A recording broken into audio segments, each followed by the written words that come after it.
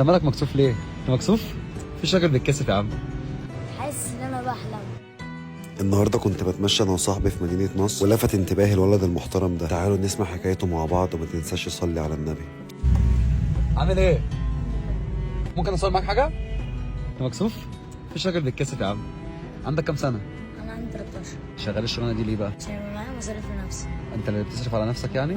انت لو قدامك شغلانه تانية تشتغلها بدل شغلانه الشارع دي تشتغلها؟ اشتغل والله. تشرب سجاير؟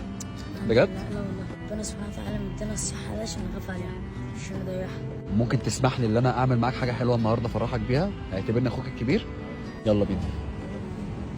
واول حاجه قررت اعملها معاه اني اوديه احسن محل هدوم واجيب له اجمل طقم في المحل كله. وهنا كنت بقول للراجل انا عايزك تجيب له اشيك حاجه عندك عشان هو ولد ب 100 راجل ويستاهل ان احنا نفرحه. وهنا عجبه التيشيرت ده قوي وخليت الراجل يجيب له بنطلون حلو يليق عليه. وهنا قلت له ادخل البروفه يلا وقيس الطقم عشان محضر له مفاجاه ما حدش كان متوقعها. وعلى فكره الطقم طلع جميل قوي عليه وهو اللي محلي الطقم ومش الطقم اللي محليه. فيها ايه يا جماعه لو كلنا فرحنا اي طفل نقابله في الشارع وعملنا له حاجه بسيطه زي دي؟ مش شرط تكون بفلوس، ممكن بكلمه حلوه تفرحه. وهنا خلاص الراجل كان بيطبق الهدوم وبحاسبه. انا عايزكم بس يا جماعه تبصوا على الضحكه البريئه دي وقد ايه هو كان مبسوط من قلبه. وهنا خلاص كنا بنسلم على الراجل وبنشكره على المجهود بتاعه. وجي دلوقتي وقت المفاجاه اللي انا محضرها له. وديته لاكبر واحسن محل حلاقه في شبرا عشان افرحه النهارده واخليه عريس. وهنا صاحب المحل بنفسه هو اللي استقبله وغسل له شعره بنفسه وهو اللي يحلق له ويدلعه ويروق عليه. وهنا شايفينه هو مبسوط ازاي وحاسس انه وسط اهله واخواته مش حد غريب. اهم من انك تفرح حد انك تكون محسسه بالامان. ودلوقتي بقى انا هفرح الشباب اللي بتتفرج على الفيديو ده. المكان ده موجود في 5 تقسيم اليزجي متفرع من شارع مستشفى السياحل في شبرا بجوار جيم لايف. 50% خصم لكل الناس اللي بتتفرج على الفيديو، عرسان واطفال وشباب. واي حد غير مقتدر على الحلاقه يعتبر المكان مكانه وما يشيلش هم الفلوس. وهنا كان بيعمل ماسكات وتنظيف بشره وكمان بيعمل فوطه سخنه وفوطه ساقعه.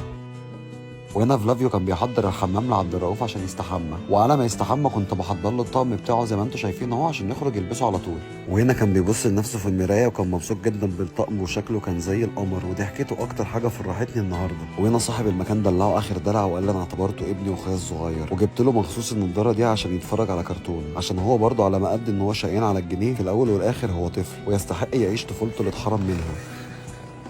ايه؟ بتغير؟ وهنا خلاص كنا خلصنا بيعمل اخر حاجه وهي الاستشوار. وعلى فكره يا جماعه قال لي كلمه انا مش هنساها خالص. قال لي انا بقيت حاسس اني شبه الممثلين اللي بنشوفهم في التلفزيون وبقيت حلو. قلت له انت اصلا حلو من غير اي حاجه، كفايه رجولتك وشقاك كل يوم عشان لقمه العيش. والله العظيم حلقة أحلى مني.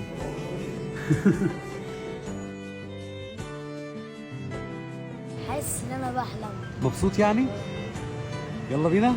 يلا. انا بصور الفيديو ده عشان اعلمك تعمل انت كمان الخير. واتمنى يكون الفيديو ده حافز ليك عشان تعمل زيي واحسن مني. وقبل ما نختم الفيديو كلنا نصلي على النبي. ويا ريت لما نقابل اي طفل في الشارع شقيان زي عبد الرؤوف نقف جنبه ونساعده ونفرحه. اديكوا شايفين شويه حاجات بسيطه غيرته 360 درجه وخلته اسعد طفل في العالم.